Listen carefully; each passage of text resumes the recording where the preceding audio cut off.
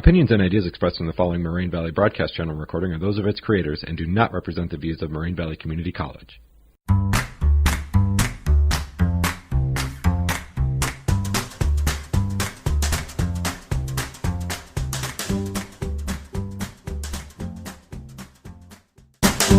Hello and welcome to episode 15 of This Made Me Laugh.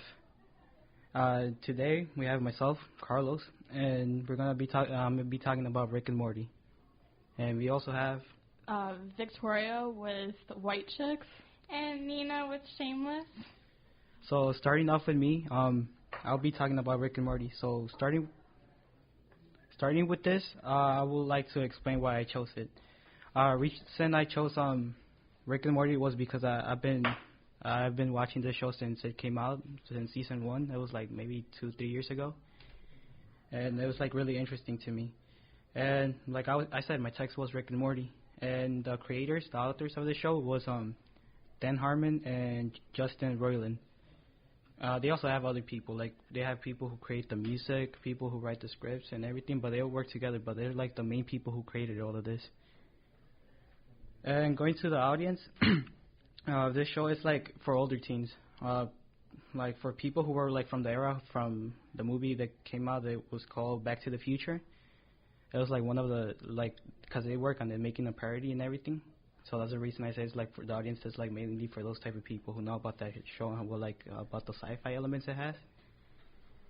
And going to genre, I feel like it's a combination of dark humor and sci-fi, and also comedy. Like comedy is a genre, and subgenres will be like dark humor and sci-fi.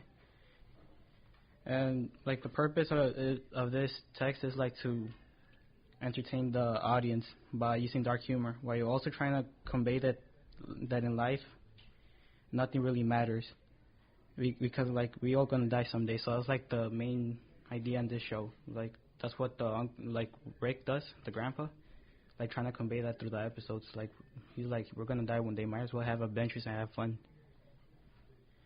Some background information I could give about the show. It's there's like a parody, like I said, to the movie Back to the Future. Like they also like doing references to other movies and shows. It's something that you guys saw in the episodes, like 2 episodes I gave, because my show was 22 minutes each episode. And the medium, the text is produced through using a TV show in Adult Swim. That's where it comes out every 11:30 every Sunday. And like conventions of this show, it's like they have some normalities, like the things that are like normal to this show. It's like it starts with an epilogue and a prologue in every show, like a preview of like what's gonna happen, and then like in the end it shows like what happens to certain characters. Like there was this one episode called Pickle Rick, where there was this character Jaguar, and once like the episode ended, they didn't really talk about him or anything. So like the epilogue where he came back and they showed that he was actually alive and saved Rick from one of his adventures. Conventions, I already talked about that. And for based on the 2 episodes I chose, season 1 episode 10 and season 3 episode 7, like those 2 episodes relate towards one in each other. Like it's like a continuation of the first one, but even though it's like really apart from each other, it still connects to each other's story. And like based on those 2 episodes, like the tone that it has is like humorous and also like mock serious characters, like where they're trying to be serious but they also joke around too much, and it's like it also brings like a sense of fear because all the characters are in there. And for the mood, like what it makes the audience feel is like it's silly and also like despair because of the actions that happen. So based on that, I like the episodes that I watched was season 1 episode 10, which was the first one. In this episode, there's 2 characters that come. They're evil Rick and evil Morty. And in the show, there's also like a lot of dimensions where they have like the same character. So there's like a confusion right there. And the original characters, Rick and Morty from universe from C-137, that's where they originally came from, are blamed for this because they're not part of the Rick government that they created to like save each other from the police or like from the law. And it's important to notice that because then it's like it brings humor into this because they travel through different dimensions where like they see people who, like the people there, like the human beings are either sofas, like tables, chairs, or even like food such as pizza. That was like something in the episode. It's like they go through these dimensions to show like how it's supposed to be funny in a way. And like the episode also like ends with they kill Rick, the evil Rick, and they come back to like find out that evil Morty actually lived. And then the season 3 episode 7 is like the same thing. Only this one has 5 different story timelines, which has references to movies such as Charlie and the Chocolate Factory. Also has another one to the movie about, it was like a movie about cops called A Training Day, and also had another one towards, there was like a lot, like there was another movie called Stand By Me, which was important because it was also part of it. And also like evil Morty comes back in this episode, which was important because he comes back to run for president, and he actually wins. And it's like now it's like that's where the tone comes, like being serious, because now it's gonna like make it makes the audience like think it's like, oh, bad things are gonna happen after this. In a comedy show, you really don't expect this. So now going to you guys, like, what's your opinion about the show? I watched this show a few times just to try to understand what was going on in the episodes, and I honestly just didn't really understand like what was going on, and I think because of that I just didn't really find it funny.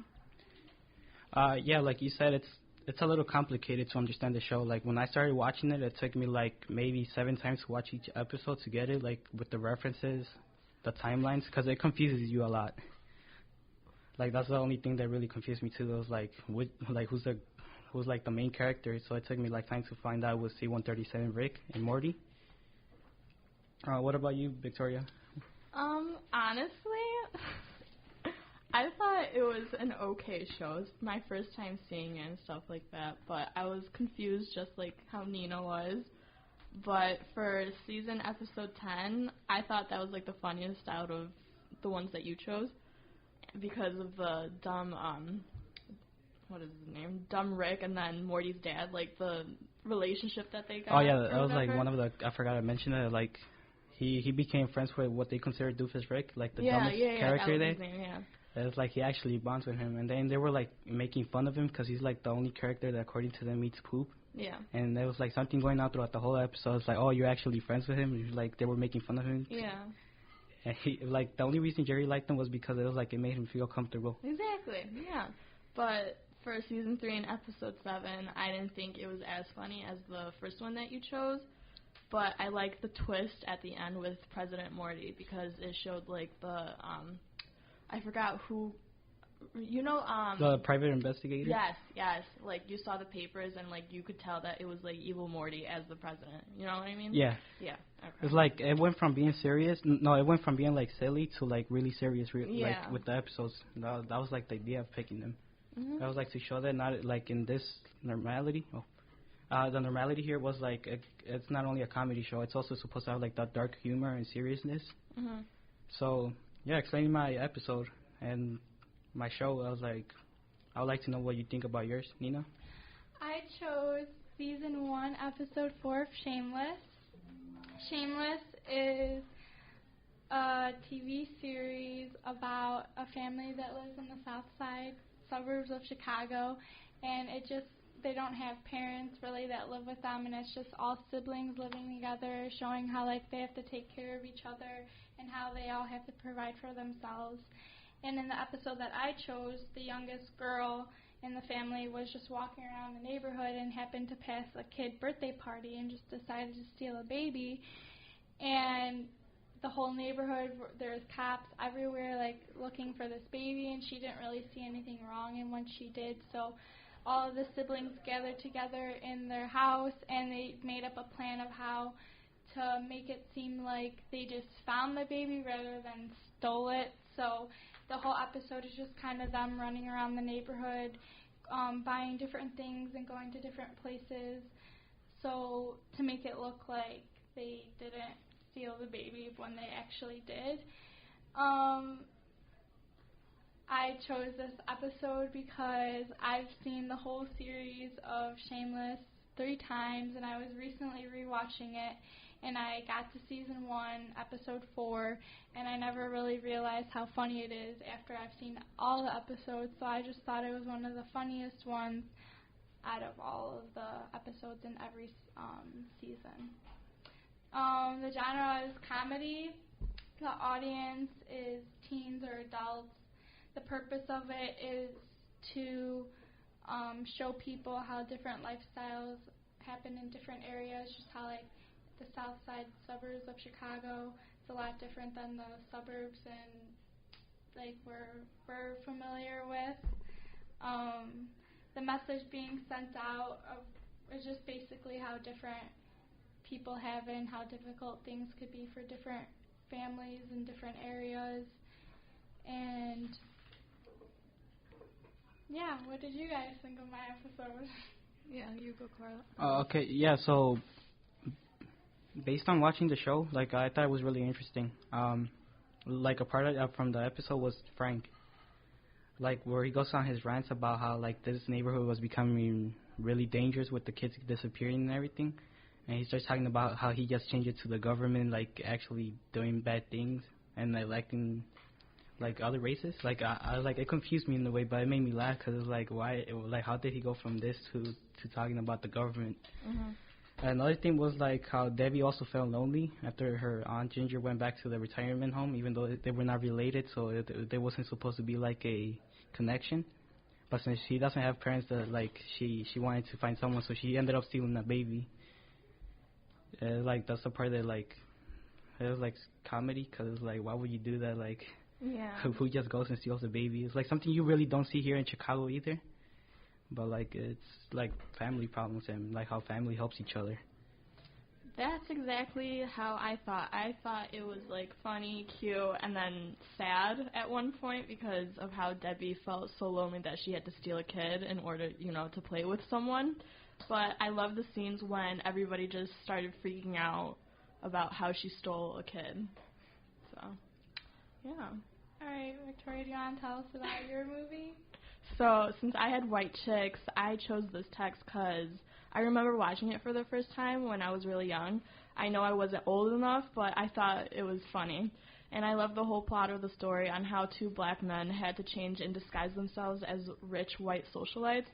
It's so retardedly funny, and I couldn't not pick this movie. Basically, this movie is about 2 FBI agent brothers, Marcus and Kevin Copeland, accidentally foil a drug bust. As punishment, they are forced to escort a pair of socialites to the Hamptons, where they're going to be used as bait for a kidnapper.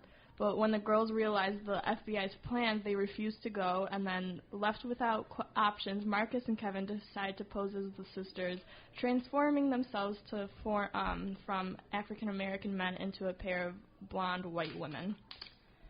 And so, the other thing that I thought was really cool is that each movie that Sean Wyan and Marlon Wyan, who play Kevin and Marcus, they're actually brothers, and they actually play in every single movie that each one gets cast in or whatever, if you know what I mean. And so the audience would probably go towards adults or older teenagers. The purpose of this movie would probably be to make people laugh and feel good. The genre is comedy and crime. The medium, it'd come from a film, motion pictures. The style would be a ratchet comedy, a ratchet stupid comedy. And for conventions, it kind of relates to Miss Congeniality. That's because, I don't know, FBI agents always try to prove themselves to other people, you know? So what did you guys think about the film? So I've also first watched this movie when I was really young, and at first I thought it was funny, but I never really understood anything since I was so young, and as I got older and I obviously knew more, it just got funnier and funnier each time I watched it. I did not know that they were brothers in real life and that they play in movies together. That's whenever one gets a part, they're both in it. I did not know that, but I did think it was really funny.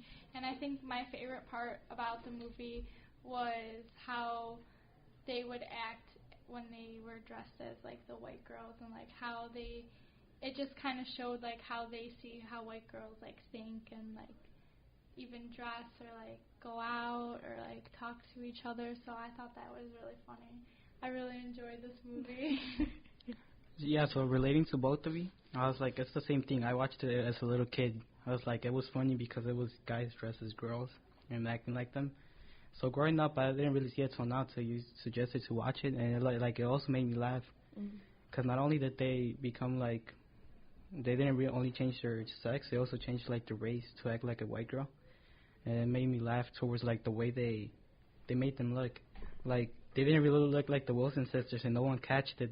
Only one of the girls was like, wait, something changed about you. Did you get taller? It's like the only thing. I was like, if you look at them, you're going to be thinking, it's like, oh, how are you going to confuse them? Yeah, they don't even look alike. It's like, and another giveaway was like when they'll be talking like men, when someone hit on them, and they'll be like, oh, you want to fight or something? Yeah. How did you not notice that? I was like, how are you not going to notice that her voice changed from a girl to Black guy. And so it starts confusing you. But like I'm saying, it's supposed to be comedy. It's supposed to make you laugh. And yeah, basing this, like, another thing I would like to mention, that also brings like another thing I noticed that was like kind of dark was where the guy Terry Crews, like the athlete, put like a drug on one of the FBI agents. Oh yeah, so he could get with her or something like that. I was like, I thought that was a little messed up, but like funny because he ended up drinking it. Yeah, and so yeah, I know what you mean. Like, I wasn't really expecting that to happen either. Yeah. So yeah, this concludes our episode 15 of This Made Me Laugh, and thanks for having you guys here. Yeah, thank you for listening. Thank you. All right, thanks.